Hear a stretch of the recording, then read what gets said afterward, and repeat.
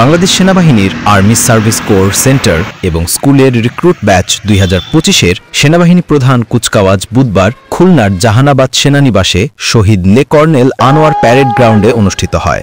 অনুষ্ঠানে পঞ্চমী পদাতিক ডিভিশন এবং এরিয়া কমান্ডার যশোর এরিয়ার GOC major general JM Imdadul Islam প্রধান অতিথি হিসেবে প্রশিক্ষণ সমাপনী কুচকাওয়াজ পরিদর্শন ও সালাম গ্রহণ করেন। প্রশিক্ষণ সমাপনী কুচকাওয়াজে 606 জন রিক্রুট শপথ গ্রহণ করে এবং প্যারেড কমান্ডার হিসেবে মেজর মোহাম্মদ ওসমান গনি প্যারেড পরিচালনা করেন।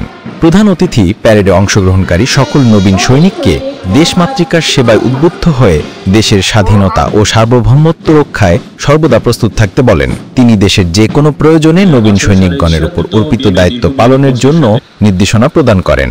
বর্তমানে সেনাবাহিনী প্রধান জেনারেল ওয়াকারুজ্জামানের ঘনিষ্ঠ নেতৃত্বে বাংলাদেশ সেনাবাহিনী একের পর এক সরকার কর্তৃক প্রদত্ত সকল গুরুদায়িত্ব অত্যন্ত নিষ্ঠার সাথে পালন করে জনগণের আস্থার জায়গাটি দৃঢ় করেছেন।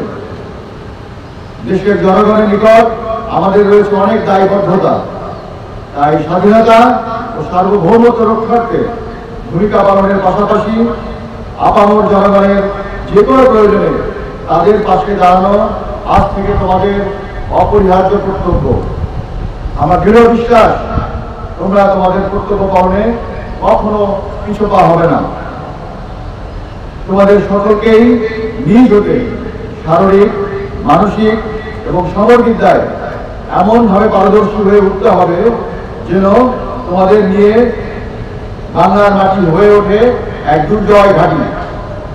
রিক্রুট ব্যাচ 2025-এর সেনাবাহিনী প্রধান কুচকাওয়াজে সর্ববিষয়ে সর্বশ্রেষ্ঠ রিক্রুট মোহাম্মদ সাকিবুল ইসলাম, দ্বিতীয় শ্রেষ্ঠ রিক্রুট মোহাম্মদ সোলাইমান মৃধা এবং তৃতীয় শ্রেষ্ঠ রিক্রুট মোহাম্মদ শামীম হোসেন প্রধান অতিথি তাদের হাতে পুরস্কার তুলে দেন।